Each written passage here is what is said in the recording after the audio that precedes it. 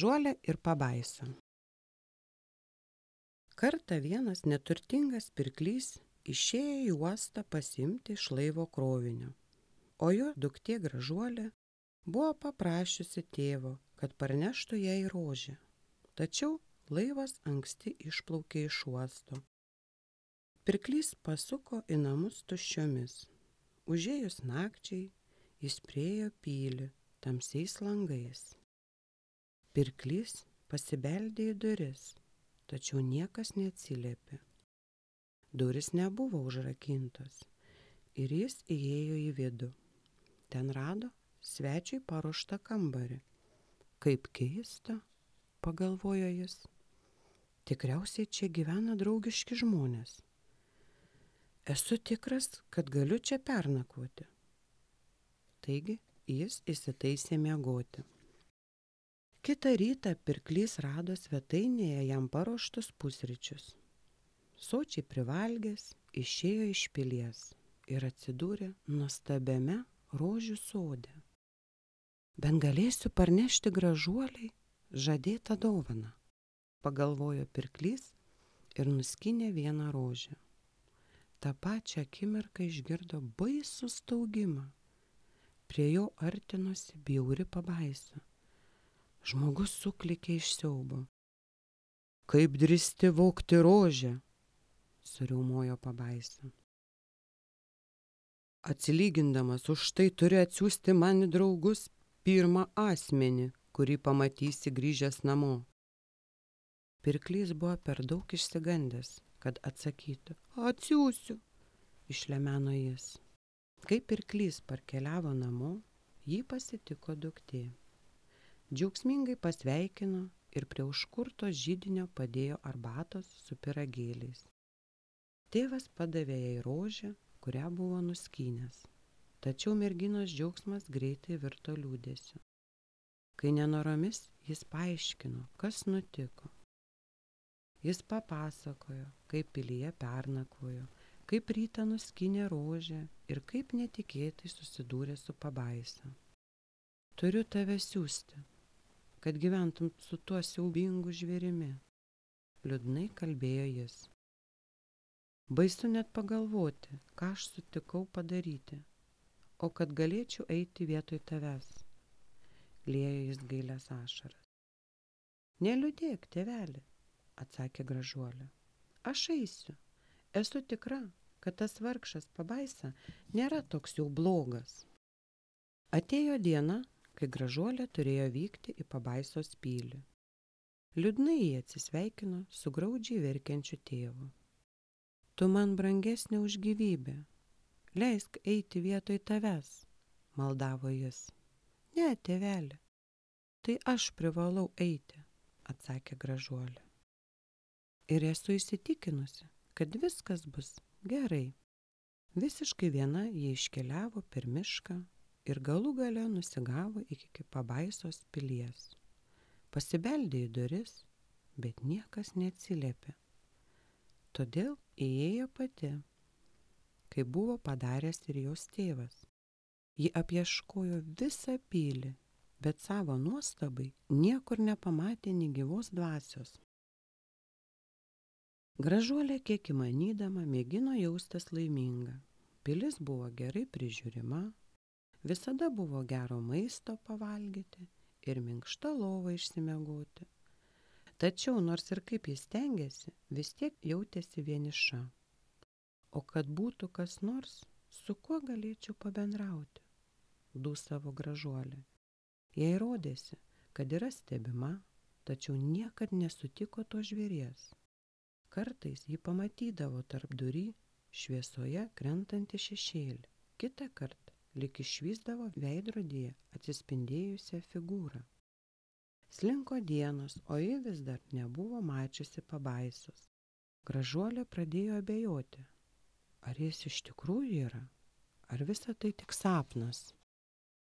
Vieną dieną Gražuolei sėdint rožių sode, netikėtai ant jos krito tamsus šešėlis. Ji išgirdo baisų riaumojimą, paskui balsą, sakantį, eime su manim pasivaikščioti. Gražuolė pakėlė akis ir pirmas sykį išvydo pabaisą. Padaras buvo dar bjauresnis, negu ji manė. Todėl buvo labai baisu. Tačiau ji atsakė, kaip galėdama drąsiau. Žinoma, eisiu. Žvėris ištiesė jai gauruotą leteną. Mergina nustebo, kad jis švelniai paėmė ją už rankos ir nuvedė per sodą. Jie vaikštinėjo ir gėrėjosi gėlėmis. Gražuolė pastebėjo, kad žvėris, rodos, daug ir išmano apie sodininkystę. Slinko dienos ir Gražuolė įsitikino, kad pabaisa ne toks baisus, kaip atrodė. Jie dažnai vaikštinėdavo ir šnekučiuodavosi. Pamažu tapo draugais. Gražuolė suprato, kad nepaisant bjaurios išvaizdos, tas žvėris yra maloni ir švelni būtybė, kuri gerai ją rūpinasi, ir Gražuolė jį pamėgo. Labai ačiū už gerumą, kurį man rodai, pasakė ji. Vis dėlto Gražuolė tebeliūdėjo. Vieną vakarą jie drauge pietavo. Kaip paprastai, pabaisa padengė stalą puikiausiais valgiais ir gėrimais. Gražuolė sėdėjo prie stalo, bet neturėjo apetito. Netrukus jį pastūmė savo lėkštę. Kas nepatinka? Paklausė žvėris. Gražuolė sukaupė visą drąsą ir jam pasakė. Ilgiuosi savo tėvo. Jei tik galėčiau jį pamatyti ir sužinoti, kad jam viskas gerai. Bijau, kad galbūt taip nėra. Žvėris išsitraukė veidrodėlį ir padavė jai. Pažvelk į šį veidrodėlį ir pamatysi, ką nori, pasakė pabaisa. Gražuolė pažiūrėjo į veidrodėlį ir pamatė tėvą, gulinti lovoje ir sergantį. Turiu eiti pas jį, atsiduso jį. Jis visiškai vienas. Jam labai trūksta manęs. Pabaisa labai nusiminė, tačiau leido jai grįžti pas tėvą. Gražuolė einant iš pilies, įspraudė jai į delną veidrodėlį. Paimk veidrodėlį, kartkartėmis pažvelk į jį ir pagalvok apie mane, paprašė jis. Negaliu be tavęs gyventi, pridūrė jis. Taigi, Gražuolė sugrįžo namo ir rado tėvą sunkiai sergantį.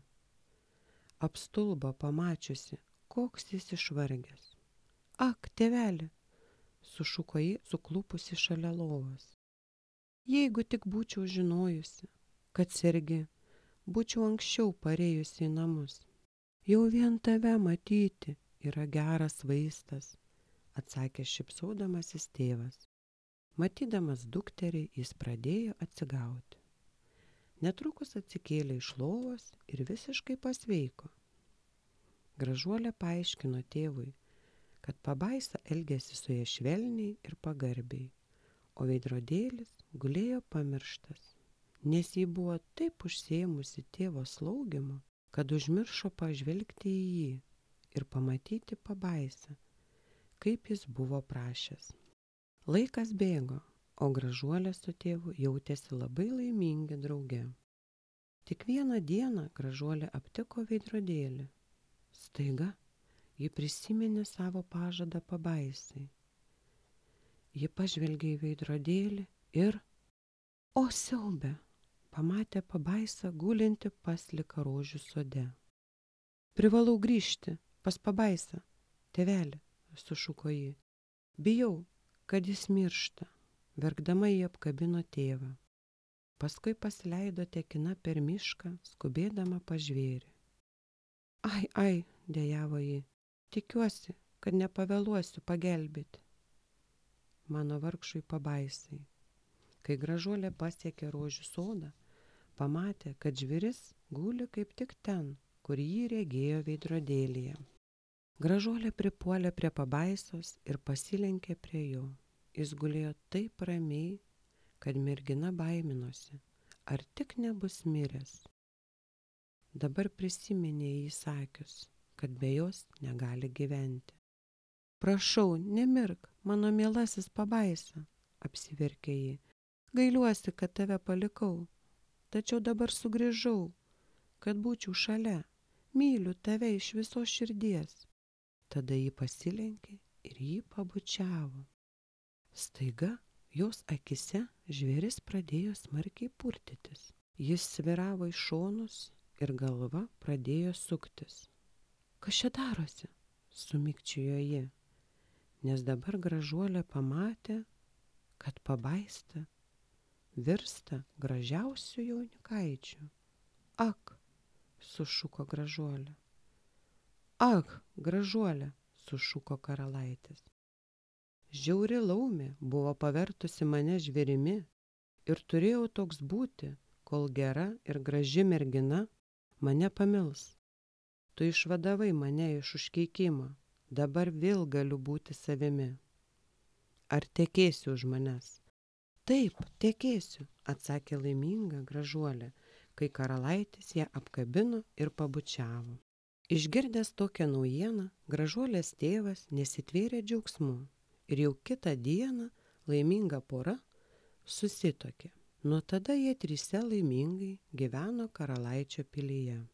Nors Gražuolė žinojo, kad tai nėra tikrasis karalaičio vardas, bet vis tiek visą likusį gyvenimą meiliai jį vadino pabaisa.